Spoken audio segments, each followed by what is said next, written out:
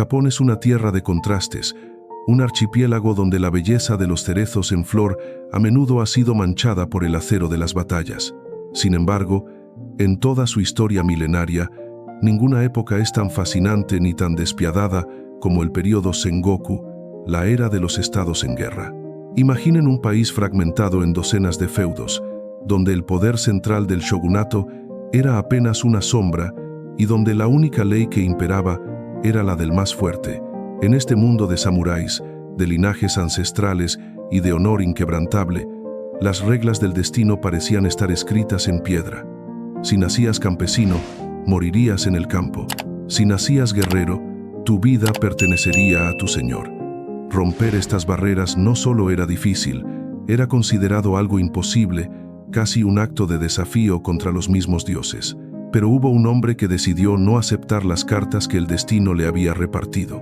Un hombre que, sin tener un apellido que lo respaldara, sin poseer tierras y sin una estatura imponente, logró lo que los más grandes generales de su tiempo solo pudieron soñar. Su nombre ha quedado grabado en la eternidad: Toyotomi Hideyoshi.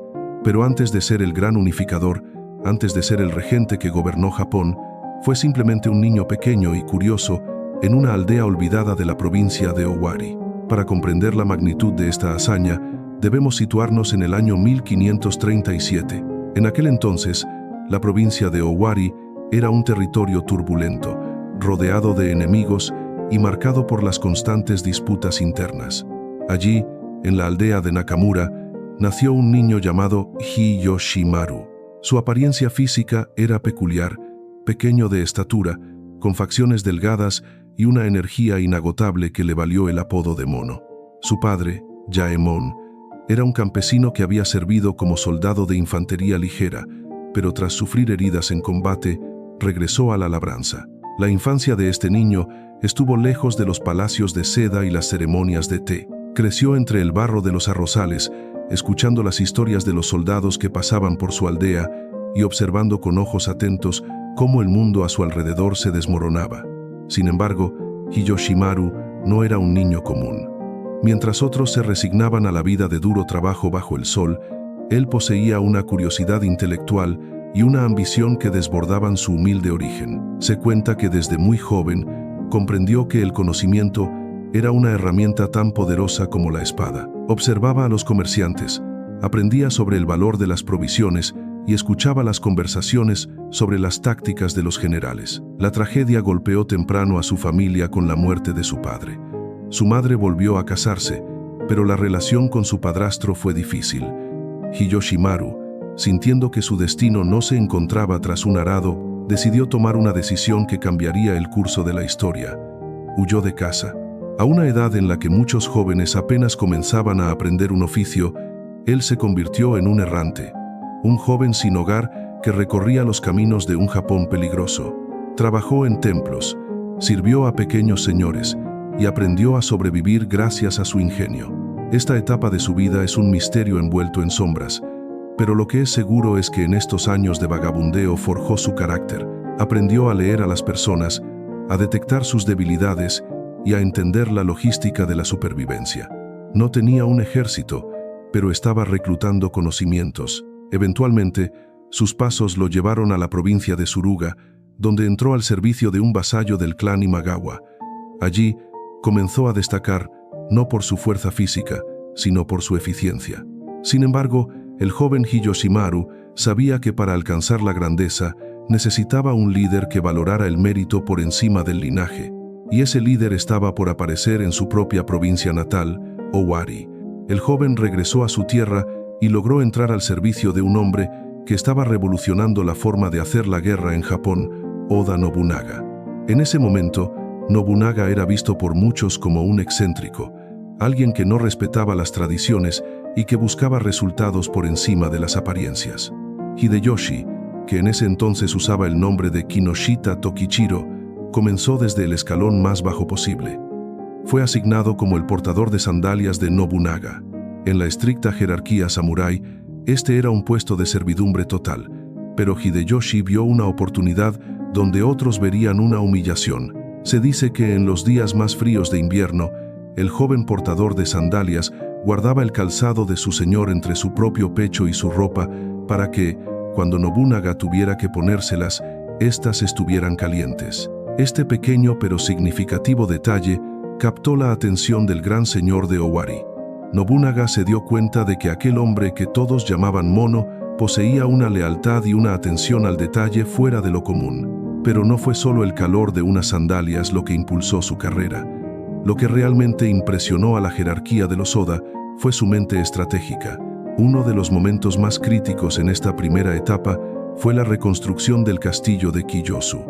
Las murallas estaban dañadas y el tiempo apremiaba ante la inminente amenaza de invasores.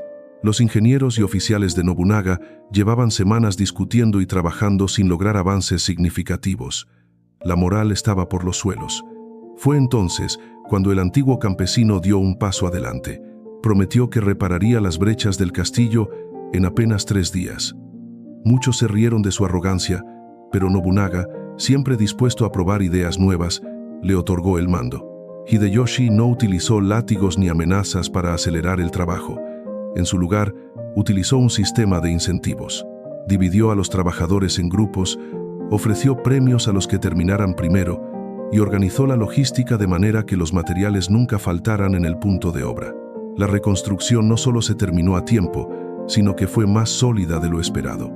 Este fue el primer gran golpe de efecto de Hideyoshi.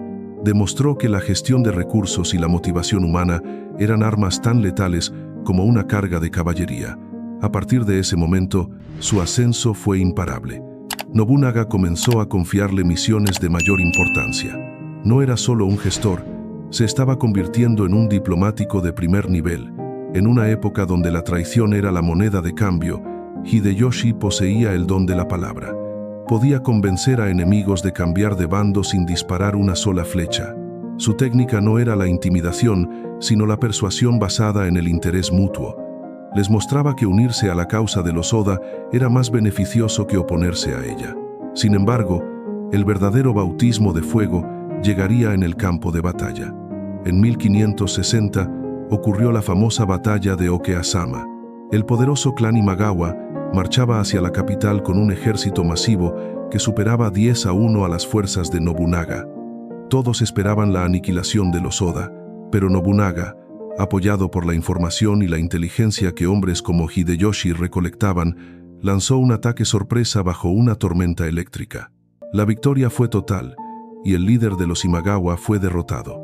Aunque Hideyoshi no fue el protagonista principal de esa carga, estuvo allí, aprendiendo cómo un movimiento audaz y bien informado podía derribar a un gigante.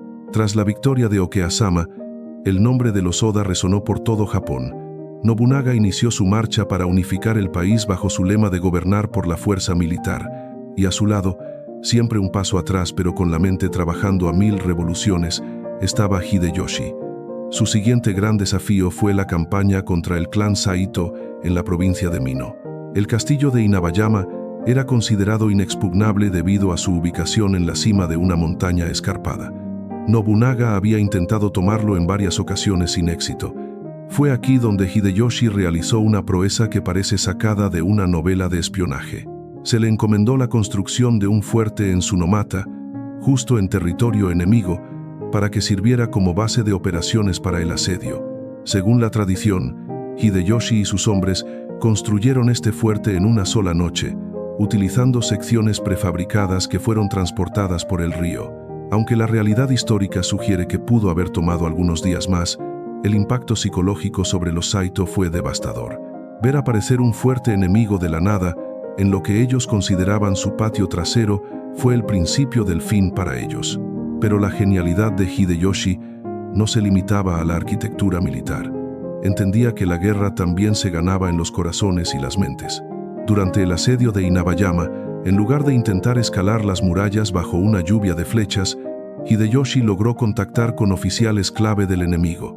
Utilizando su elocuencia y prometiendo seguridad y rangos bajo el mando de Nobunaga, logró que muchos desertaran. Finalmente, lideró a un pequeño grupo de hombres por un sendero oculto en la parte trasera de la montaña, un camino tan difícil que nadie lo vigilaba. Lograron entrar al castillo y abrir las puertas desde adentro. Con la caída de Mino, Nobunaga cambió su nombre y su sello, preparándose para el dominio nacional. Y el antiguo campesino, el portador de sandalias, fue recompensado con el mando de sus propias tropas y un nuevo nombre que reflejaba su creciente estatus. Ahora era una figura respetada, aunque siempre acechada por el desprecio silencioso de aquellos samuráis de sangre noble que no podían aceptar que un hombre de origen tan bajo estuviera por encima de ellos. A medida que los años pasaban, la relación entre Nobunaga y Hideyoshi se volvía más compleja. Nobunaga era un líder visionario, pero también extremadamente severo y propenso a ataques de ira. Hideyoshi aprendió a navegar por el temperamento volcánico de su señor. Se convirtió en el mediador, en el hombre que suavizaba las tensiones entre Nobunaga y sus otros generales. Su capacidad para resolver problemas complejos de suministro y logística lo hizo indispensable. Mientras Nobunaga se enfocaba en la gran estrategia y en la destrucción de las antiguas instituciones que frenaban su progreso, Hideyoshi se encargaba de que el ejército estuviera alimentado, de que las carreteras fueran seguras y de que los territorios conquistados fueran administrados con eficiencia. No buscaba simplemente destruir al enemigo, buscaba integrarlo. Esta visión de unificación a través de la integración, y no solo de la aniquilación, sería la clave de su futuro éxito. Sin embargo, el camino hacia la unificación de Japón estaba lejos de ser sencillo. Nuevos enemigos surgían en cada frontera: los poderosos monjes guerreros, los clanes del norte y las coaliciones que veían a Nobunaga como un tirano se unieron para detenerlo. En este entorno de constante peligro, Hideyoshi demostró una y otra vez que su lealtad no era solo una cuestión de servicio, sino de convicción. En la retirada de Kanegasaki, cuando las fuerzas de Nobunaga fueron traicionadas por un aliado y se vieron atrapadas en una posición desesperada, Hideyoshi se ofreció voluntario para comandar la retaguardia. Era una misión suicida. Su tarea era retener al ejército perseguidor mientras Nobunaga escapaba. Con una fracción de las tropas enemigas, utilizó tácticas de guerrilla y el terreno a su favor para detener el avance de los traidores. Contra todo pronóstico, no solo logró que su señor llegara a salvo a la capital, sino que él mismo sobrevivió y regresó con sus hombres. Este acto de valentía selló definitivamente su posición como uno de los generales más importantes del clan Oda. El ascenso de este hombre es un testimonio de que el ingenio y la observación pueden ser más efectivos que cualquier herencia.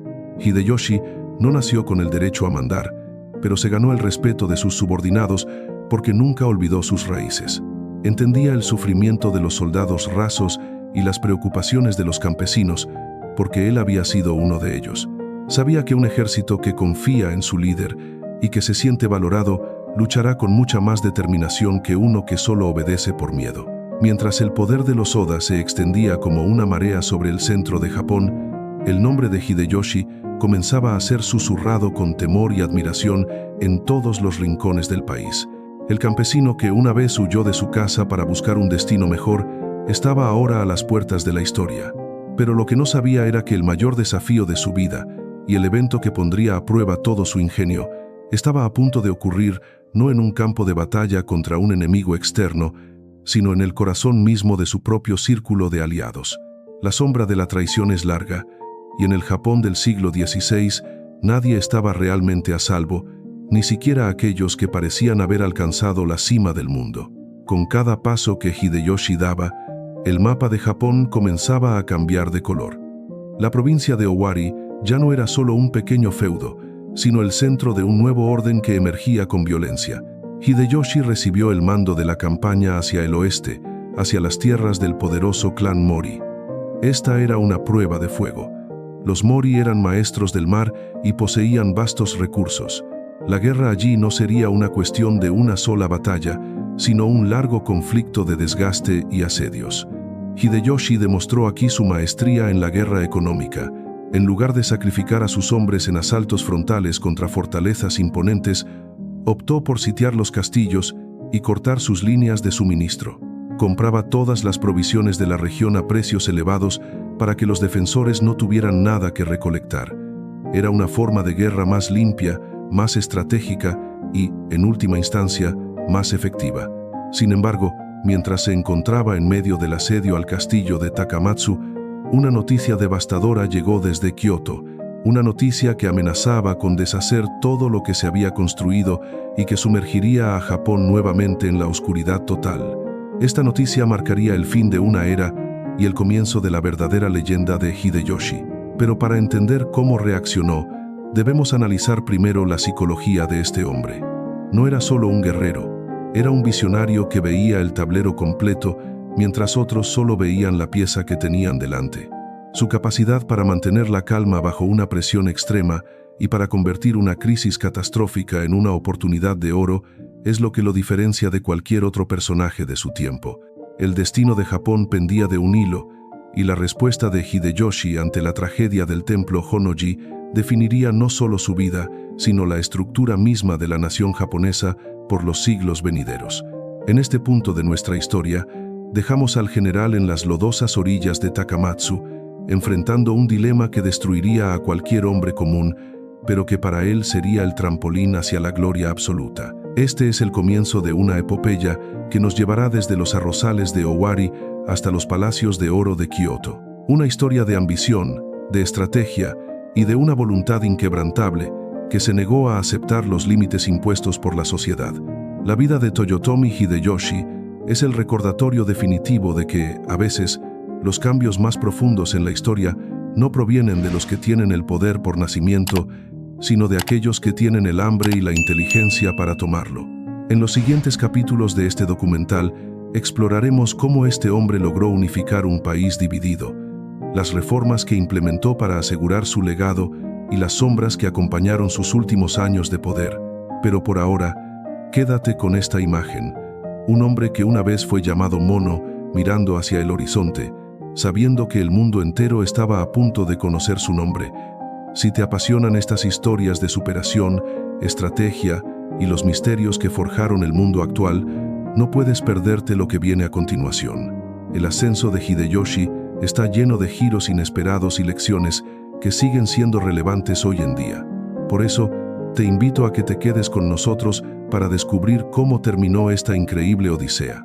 Si te ha gustado esta primera parte, por favor, dale like al video, suscríbete al canal para no perderte ninguno de nuestros documentales y compártelo con tus amigos que aman la historia tanto como nosotros. Tu apoyo nos permite seguir investigando y trayendo estas narrativas con la mayor veracidad y detalle posible. Continuamos con el siguiente bloque de esta increíble vida, la noticia que llegó al campamento de Hideyoshi, en las afueras del castillo de Takamatsu, no era solo un informe militar. Era un terremoto que amenazaba con tragarse el futuro de Japón. Su señor, el hombre que le había dado todo, Oda Nobunaga, había muerto. Pero no había caído en el campo de batalla frente a un enemigo digno, sino traicionado por uno de sus generales de mayor confianza, Akechi Mitsuhide, en el templo de Honnoji, en Kioto. Para cualquier otro hombre, este habría sido el momento de entrar en pánico. Nobunaga era el sol alrededor del cual giraba todo el sistema de poder. Con su muerte, el sistema se colapsaba. Hideyoshi se encontraba en una posición desesperada. Estaba a cientos de kilómetros de la capital, atrapado en un asedio contra el poderoso clan Mori. Y si sus enemigos se enteraban de que Nobunaga había muerto, lanzarían un contraataque que aniquilaría a sus tropas por completo. El suspenso en la tienda de mando de Hideyoshi debía ser asfixiante. Los mensajeros llegaron en la oscuridad de la noche, jadeando, con la noticia del incendio en el templo. Hideyoshi, demostrando una vez más su increíble control emocional, tomó una decisión que define a los genios de la historia.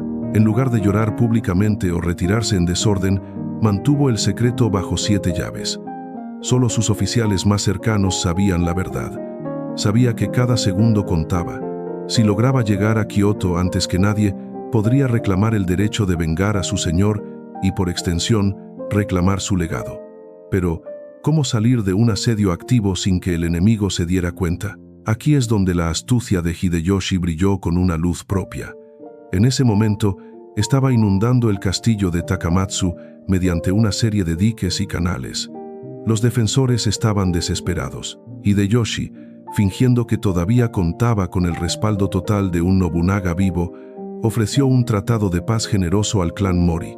Les pidió que el señor del castillo realizara el ritual de entrega de manera honorable para salvar la vida de sus soldados. Los Mori, Sin saber que el gran líder de los Oda había muerto, aceptaron los términos rápidamente para detener la inundación. Tan pronto como el tratado se firmó y la amenaza de los Mori se neutralizó temporalmente, Hideyoshi dio la orden que se convertiría en leyenda: la gran retirada de Chugoku. Lo que siguió fue una de las hazañas logísticas más impresionantes de la historia militar mundial. Hideyoshi movilizó a un ejército de miles de hombres a través de un terreno difícil, cubriendo más de 200 kilómetros en apenas unos pocos días. No era solo una marcha, era una carrera contra el tiempo y contra otros generales de los Oda que también querrían el poder. Para mantener la velocidad, Hideyoshi utilizó su red de suministros previamente establecida. Había ordenado colocar puestos de comida y antorchas a lo largo del camino con antelación, permitiendo que sus soldados marcharan casi sin descanso. Mientras el traidor Akechi Mitsuhide intentaba consolidar su poder en Kioto, buscando aliados entre los nobles y los monjes, no tenía idea de que el mono de los Oda estaba volando hacia él con la furia de un tifón. La tensión alcanzó su punto máximo en las orillas del río Yodo, cerca de la aldea de Yamasaki. Akechi Mitsuhide, al enterarse de la llegada relámpago de Hideyoshi, se sorprendió por la velocidad de su avance. Mitsuhide pensaba que tendría semanas para prepararse, solo tuvo días. La batalla de Yamasaki no fue solo un choque de aceros, fue el juicio final para la traición de Akechi. Aunque Mitsuhide era un general experimentado y culto, se encontró superado por un Hideyoshi que luchaba no solo por venganza, sino por su propia supervivencia política. En las colinas de Tenno-san, las tropas de Hideyoshi tomaron las posiciones elevadas. El combate fue feroz, pero la moral del ejército de Hideyoshi, impulsada por el deseo de vengar a su señor y la impecable organización de su líder, rompió las líneas de Akechi en cuestión de horas. Su capacidad para resolver problemas complejos de suministro y logística lo hizo indispensable. Mientras Nobunaga se enfocaba en la gran estrategia y en la destrucción de las antiguas instituciones que frenaban su progreso, Hideyoshi se encargaba de que el ejército estuviera alimentado, de que las carreteras fueran seguras y de que los territorios conquistados fueran administrados con eficiencia. No buscaba simplemente destruir al enemigo, buscaba integrarlo. Esta visión de unificación a través de la integración, y no solo de la aniquilación, sería la clave de su futuro éxito. Sin embargo, el camino hacia la unificación de Japón estaba lejos de ser sencillo. Nuevos enemigos surgían en cada frontera: los poderosos monjes guerreros, los clanes del norte y las coaliciones que veían a Nobunaga como un tirano se unieron para detenerlo. En este entorno de constante peligro, Hideyoshi demostró una y otra vez que su lealtad no era solo una cuestión de servicio, sino de convicción. En la retirada de Kanegasaki, cuando las fuerzas de Nobunaga fueron traicionadas por un aliado y se vieron atrapadas en una posición desesperada, Hideyoshi se ofreció voluntario para comandar la retaguardia. Era una misión suicida. Su tarea era retener al ejército perseguidor mientras Nobunaga escapaba. Con una fracción de las tropas enemigas, utilizó tácticas de guerrilla y el terreno a su favor para detener el avance de los traidores. Contra todo pronóstico, no solo logró que su señor llegara a salvo a la capital, sino que él mismo sobrevivió y regresó con sus hombres. Este acto de valentía selló definitivamente su posición como uno de los generales más importantes del clan Oda. El ascenso de este hombre es un testimonio de que el ingenio y la observación pueden ser más efectivos que cualquier herencia. Hideyoshi no nació con el derecho a mandar, pero se ganó el respeto de sus subordinados porque nunca olvidó sus raíces. Entendía el sufrimiento de los soldados rasos y las preocupaciones de los campesinos, porque él había sido uno de ellos.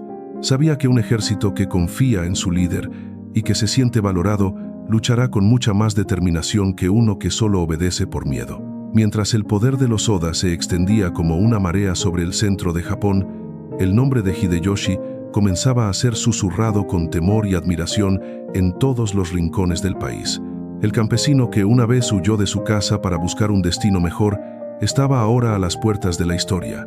Pero lo que no sabía era que el mayor desafío de su vida, y el evento que pondría a prueba todo su ingenio, estaba a punto de ocurrir no en un campo de batalla contra un enemigo externo, sino en el corazón mismo de su propio círculo de aliados.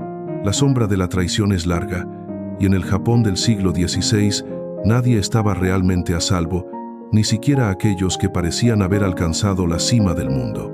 Con cada paso que Hideyoshi daba, el mapa de Japón comenzaba a cambiar de color. La provincia de Owari ya no era solo un pequeño feudo, sino el centro de un nuevo orden que emergía con violencia.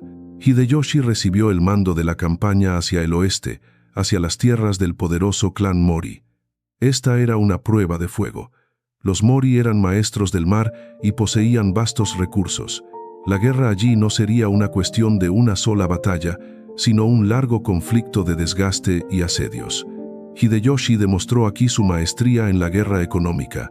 En lugar de sacrificar a sus hombres en asaltos frontales contra fortalezas imponentes, optó por sitiar los castillos y cortar sus líneas de suministro. Compraba todas las provisiones de la región a precios elevados para que los defensores no tuvieran nada que recolectar. Era una forma de guerra más limpia, más estratégica y, en última instancia, más efectiva.